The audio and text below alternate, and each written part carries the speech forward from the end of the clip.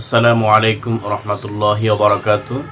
সম্মানিত দর্শক শ্রোতা, প্রিয় দিনী ভাই বোন, আজকে আপনাদের সম্মুখে একটি জরুরি গুরুত্বপূর্ণ মাসআলা নিয়ে হাজির হয়েছি, উপস্থিত হয়েছি।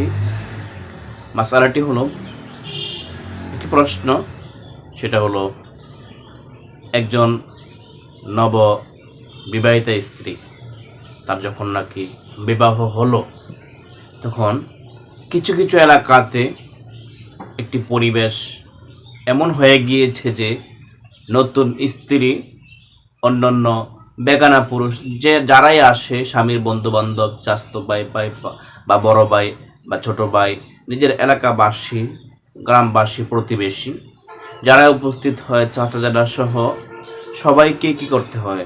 সালাম দিতে হয়, সবার সামনে যাইতে হয়, দেখা সাক্ষাৎ করতে হয়। এই মুহূর্তে এহেন পরিবেশে যদি কেউ, কোনো মহিলা, পর্দানিসীন কোনো নারী, সে যদি সাক্ষাৎ করতে না যায়, সালাম দিতে না যায়, তখন মানুষ বিভিন্ন কটাক্ষমূলক, বিভিন্ন অপমানজনক কথাবার্তা বলে। বড় লোকের মেয়ে, রাজ সাহেবের মেয়ে, কি বাপসাপ নিয়ে চলে, অহংকারী মহিলা ইত্যাদি বিভিন্ন কথাবার্তা বলে, যার কারণে তার মনটা খুব ছোট হয়ে যায়। এই পরিস্থিতিতে কি করবে, করণীয় কি? ইমদাদুল আহকাম ফাতাওয়ার 202 নম্বর পৃষ্ঠায় উল্লেখ আছে। ওই সময় স্বামী বড় ভূমিকা পালন করতে হবে। যে স্বামী সবাইকে বলতে হবে যে এখানে অনইসলামিক কোনো কাজ চলবে না, এখানে শরীয়তের আহকামের লঙ্ঘন হয় এমন কোনো কাজ করা যাবে না, আল্লাহ পাকের অবাধ্য হওয়া যাবে না, পর্দার বিধান লঙ্ঘন করা যাবে না। এখানে আমার স্ত্রী কারোর সাথে সাক্ষাৎ করবে না, সালাম দিবে না, কারোর সামনে যাবে না, বাস এটাই পরিষ্কার কথা। তখন সবাই নিশ্চুপ হয়ে যাবে।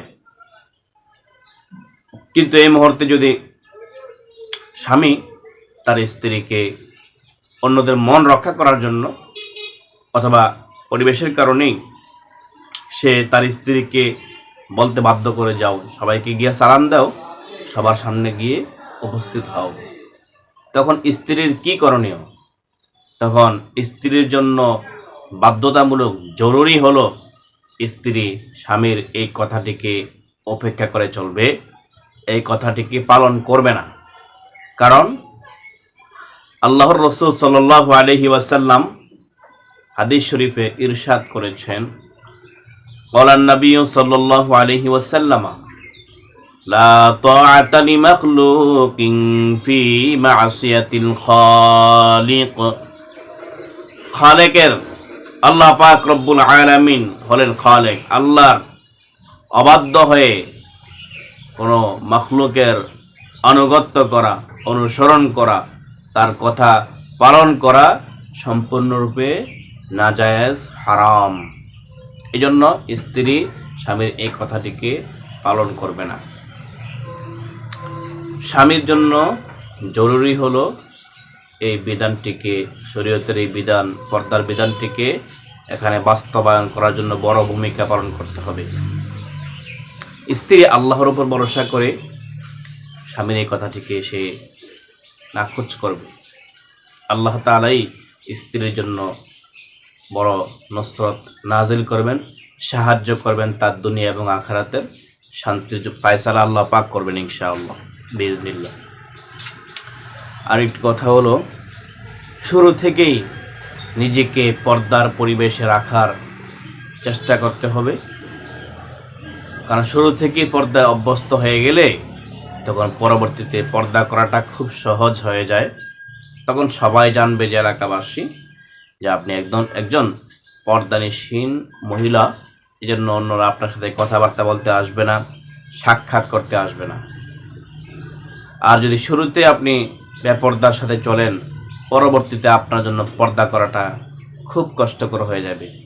মানুষ বিভিন্ন সময়ে বিভিন্ন কথাবার্তা বলবে, বিজা দরবেশ ইত্যাদি, বা আগে কি চলাচল করেছে, আগে কেমন আসছিল, এখন আগে এখন ভালো সাজে, এখন বুজুর্গ সাজে, বিভিন্ন কথাবার্তা বলবে।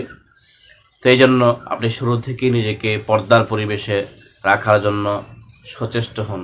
আমি আল্লাহর নিকট দোয়া করি, আল্লাহ পাক আমার প্রতিটি মুসলিম যুবক ভাই এবং যুবতী বোনদেরকে পর্দা করার তৌফিক দান করুন। আমিন।